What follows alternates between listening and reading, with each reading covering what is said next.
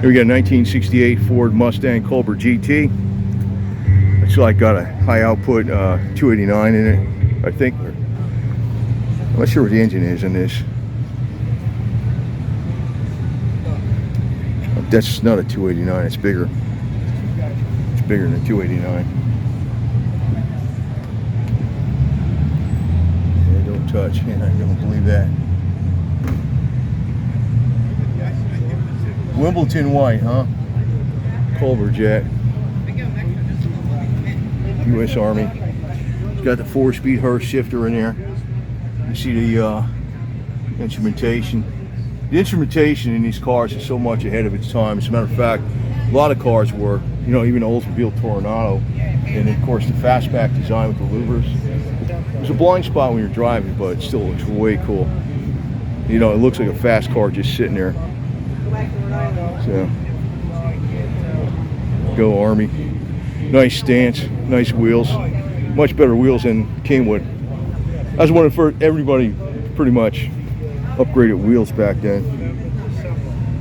You know, all the teenagers that were. Is that a 351 in there? Oh, you don't know. Oh. Yeah, I'll let you go. I think they were 349. Nah, it's either. It's bigger than 289. Let's say I spoke too quick. It's probably a 351. Probably a Windsor, because I think the heads on the Cleveland, I got bigger valve covers. I'm assuming it's a 351 Windsor. Looks all original though. You can see the radiator is like the original, like usually when that's a good tip off. You see the original style air cleaner with you know, it attaches with the hood, full functional ram air hood. You know, original, you know, steel reel radiator.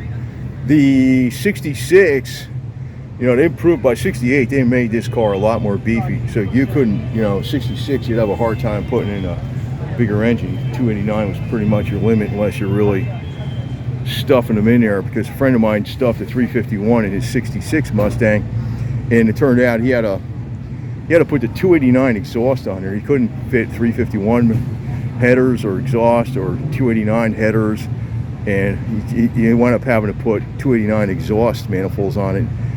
You know, basically jump up and down on the engine a whole bunch of times to make it fit, and hammer out the wheel wells, and put shock in the front, overload springs in the front, and he had to weld the shock towers to the wheel, you know, right to that, whatever you call it, the inner wheel well, the bracing, because of the weight of the engine with the front coil spring shocks. So he had to do, but it worked, man. It worked. It was fast. It was a very light car.